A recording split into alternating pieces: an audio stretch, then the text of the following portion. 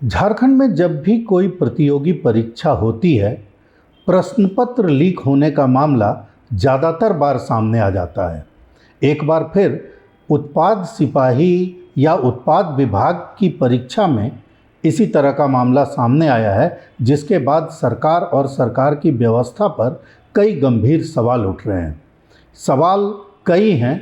हमारे साथ बीजेपी के प्रवक्ता हैं अजय जी। जब भी परीक्षा होती है अक्सर ऐसा देखा जाता है कि परीक्षा का प्रश्न पत्र लीक हो जाता है, क्या कहेंगे?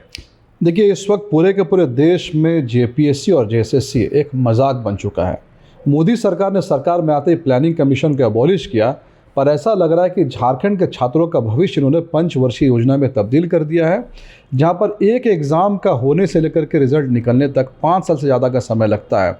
देखिए, बहुत ही अफसोस की बात है कि जिस समय उत्पाद सिपाही की परीक्षा हो रही थी तो एक दिन पहले विजुअल्स आ रहे थे कि लाखों छात्र दूर दूर से आकर के स्टेशन पे सो रहे हैं, कहीं पर रोड पे सो रहे हैं, किसी तरह एक नौकरी की आस में वो रांची आ रहे हैं। लेकिन अगले दिन मालूम चलता है कि इतने बड़े पैमाने पर इसमें गड़बड़ झाला हो गया और बड़े पैमाने पर पेपर जो लीक हुआ है।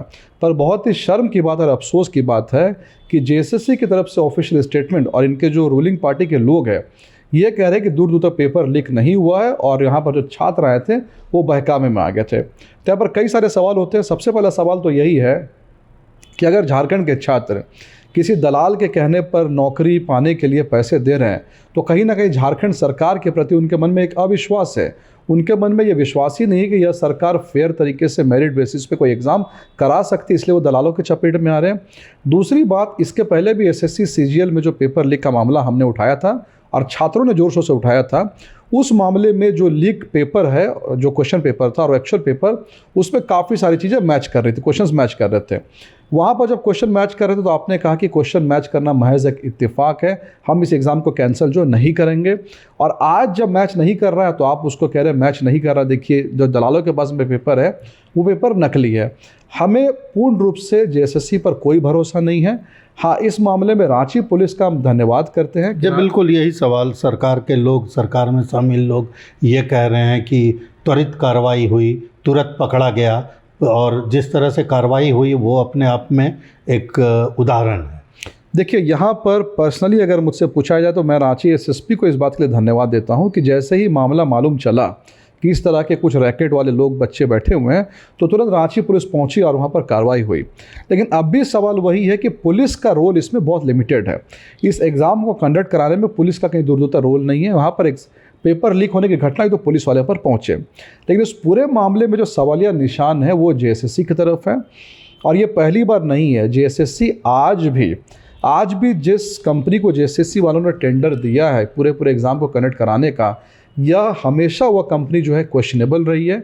अगर आप उस कंपनी के लोगों को देखेंगे जो उसके बोर्ड्स में है, जो कमेटी में है, जो ओनरशिप में है, ये वही लोग हैं जो कभी उत्तर प्रदेश में फंसते हैं, कभी राजस्थान में फंसते हैं और झारखंड में भी फंसने के बाद में नई कंपनी जो है बना लेते हैं। यानी कि वही दलालों का रैकेट है, वही सिंडिकेट है जो बार बार झारखंड में हावी हो रहा है, बार बार झारखंड के हर पेपर लीक में इन्वॉल्व हो रहा है। और सबसे बड़ी बात यह है कि ये लोग ऐसे लोगों को बार बार शय भी दे रहे हैं। और मैंने क्या कहा, बात सिर्फ उत्पाद सिपाही की नहीं, उत्पाद सिपाही सिर्फ एक कड़ी है। इसके पहले जेएसएससी की बात करें या फिर हाल फिलहाल में जेपीएससी ने जो वन सेवा का जो एग्ज़ाम कराया था फॉरेस्ट का, जिसमें इन्होंने 100 से ऊपर स्पेलिंग मिस्टेक्स की है, तो यह दिखाता है कि इनका फोकस कहीं पर भी प्रोफेशनल तरीके से एग्ज़ाम कराने में है ही नहीं। They are not at all concern.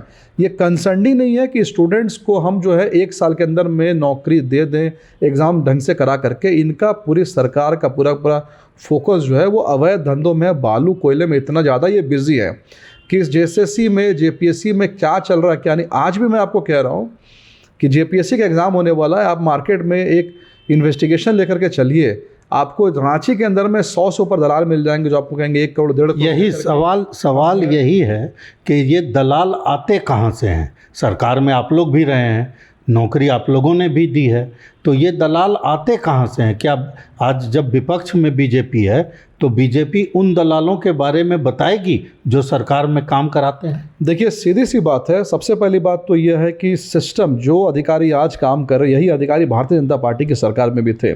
लेकिन बीजेपी की सरकार जब थी, इसके पहले रघुवर दास जी की सरकार थी, उस समय मुख्यमंत्री जी का इतना खौफ था, इतना लोग डरते थे अधिकारी उनसे, कि जब भी कोई ऐसी बात होती थी तो वो कार्रवाई करते थे, काम करते थे। कम से कम मैं ये नहीं कह रहा हूँ कि उस समय करप्शन नहीं हुआ होगा, सिस्टम में करप्शन होता था उस समय भी, लेकिन बीजेपी की सरकार में ऐसा इंस्टीट्यूशनल करप्शन नहीं था जिसमें कि ऊपर से नीचे तक सब लोग इन्वॉल्व हो। पर वर्तमान सरकार में जो कल्चर बन चुका है, अभी आप देख रहे होंगे कि झारखंड में ट्रेजरी का स्कैम चल रहा है। तो जब दलालों को ये मालूम चलता है कि यहाँ पर एसपी के नाक के नीचे 3 साल तक एक अकाउंटेंट बैठ करके 35 करोड़ रुपये उड़ा सकता है, तो हमें यहाँ की पुलिस कहाँ से पकड़ने वाली? यानी कि जो दलाल की बात कर रहे हैं, जो बाहर से यहाँ पर आ रहे हैं, उनका कॉन्फिडेंस इतना ऊंचा है। पहला, उनको लगता है कि उनको ये पकड़ेगा नहीं। दूसरा, उनको लगता है अगर पकड़े भी गए तो थोड़ी देर के लिए बिरसा मुंडा जेल जाना है, और वहाँ तो वैसे ही डांस और गाना होना है, वहाँ तो वैसे अलग ही मस्ती चल रहा है। अच्छा, ये राजनीतिक तौर पर देखा जाए तो आप विपक्ष में हैं, आपकी पार्टी विपक्ष में है, ये छात्रों के हित से जुड़ा हुआ मुद्दा है। अब पार्टी इसको लेके कहाँ तक जाएगी? संक्षेप। देखिए, पार्टी, जैसा कि इसके पहले भी जब भी ऐसा कोई मामला हुआ था, हमने मामलों को जोर शोर से उठाया है, चाहे प्रेस कॉन्फ्रेंस का माध्यम हो या फिर सरकार को, राज्यपाल जी को लिखने का मामला हो। इस पूरे के मामले में हो सकता है अगर इस सरकार ने बैकफुट पे नहीं आई तो आने वाले समय में सड़क पर उतरकर हम आंदोलन करने को मजबूर होंगे। तो जिस तरह से परीक्षा में कदाचार या परीक्षा का प्रश्न पत्र लीक होने की बात सामने आई है, ये विपक्ष के लिए भी एक बड़ा मुद्दा बनेगा। भारत एक्सप्रेस के लिए कैमरामैन धर्मेंद्र के साथ मधुकर आनंद, रांची।